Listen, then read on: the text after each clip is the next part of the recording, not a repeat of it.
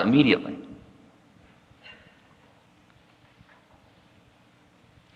So hospice is doing a great deal just by training people to be compassionate listeners and psychologically able to hang out with people who are dying. My own work is a little further out than that. My work is for people who say, I would like to use my death as a vehicle for awakening. I would actually like to use the process of dying as a vehicle for awakening, since I have an understanding of the kinds of things you've been talking about. Now, you've got to understand that that tradition of using death in that way is understood by more people in the world today than there are who don't understand that. I mean, we're talking about China, we're talking about India, we're talking about Japan, we're talking about all of the Eastern countries. So for such a person, one sits down and one is first very straight. There's no hiding, there's no deception of anything. Your own fear, out in the open. We share it, very straight. But in addition,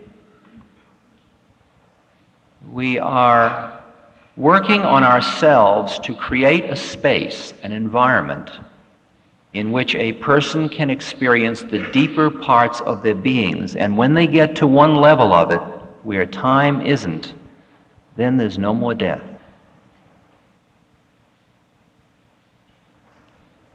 Sometimes I just go and I sit in a room with somebody that's dying and I merely sit there quietly with them. And they run all of their fear through me. And what comes back is peace. Because I don't have any fear of death that I can touch at the moment. To me, death is a process of just leaving what you thought you were. Not what you are, but what you thought you were. They run their fear through, and what comes back is peace, and they release a little bit. And then they run more fear through, and they get back peace. And they run more fear through, and they get back peace. Until you can just feel them. They're just like a flower, opening and extending and opening out. Until again and again you're sitting with somebody who is in incredible pain and suffering, and they're saying, oh, it's so beautiful. I'm feeling such peace. And at the same moment, the ravages of cancer or extreme heart conditions or whatever, Hodgkin's disease. I was working with a boy who just died 2 weeks ago. And I would come in each time, and he would be agitated and irritated, and he had bed sores, and there was a lot of pain and suffering. And I'd wash him and help change him and just be with him. But at the same moment, I was just being quiet inside my own being. In other words, I wasn't coming on to him. I wasn't saying, you ought to go deeper in yourself. I wasn't hustling him. I was merely working on myself in his presence. And the result of that was that very slowly he started to let go of identifying with the body, identifying with the pain, the psychological part, and started to experience just a spaciousness in which he could see death. Death comes, birth comes, life comes, growth comes. For you to be of any use to someone that is dying, for me to be of any use, there is one simple rule. You work on yourself. You don't work on the other person. We have a model that is so deeply ingrained in us often as professionals. You're healing someone else. You're doing for the old people. You're doing for the young people. You're doing for the dying people. I have a very simple rule in my life: work on myself. Because all I can offer to you or to a dying person or to a marital problem or to some child, I can only offer my being, and my being is the result of everything I've done in my life to get to where I am. That's all I have to offer. But if you can flip through those channels, that love is not conditional love. It's not based on individual differences. It's merely the love because you are seeing the divine plan made manifest again. Every moment of your life, once you understand the purpose of it, is your vehicle for awakening. This moment is your vehicle for awakening. If you're uncomfortable at this moment, okay, you're uncomfortable. Allow it. If you're fascinated, be fascinated. Allow it. Give it space. Give it space. Imagine a picture, and the picture is a picture of a cloud. And if the cloud fills the whole picture frame, all you see is the cloud. And you're totally immersed in the cloud. But allow a little teeny bit of blue sky around the edge of the cloud, and then imagine identifying with the blue sky instead of the cloud. From that point, you can say, cloud.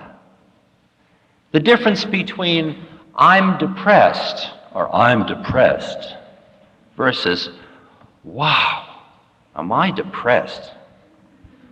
Or I'm depressed versus, look at that depression. Whew. Boy, I don't think I'll ever get through that one. Wow, that's a heavy one.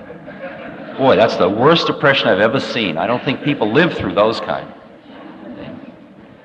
Now, the second kind I'm doing is showing the ability to keep a sense of humor in the middle of the depression. Well, if you've got a sense of humor, how depressed could you be? See? But that's the issue. It's the issue of the tiny bit of spaciousness that surrounds the identity with the happenings of life, the experiences of life. It is said in the spirit mystic literature, one to me is loss and gain. One to me is fame and shame. One to me is pleasure and pain. Meaning, there's fame. Hello, Ram Dass. That's fame. Ram who? Das, did you say? Don Das, yes. Right. Oh, you're that horrible guy that was, that's shame. Oh, you just won the lottery? That's gain. Wallet just stolen? Loss. Oh. Pleasure. Oh, my darling, come here. Oh, my leg hurts. In each one, they take you completely, get lost in it. I'm somebody who has a hurt leg.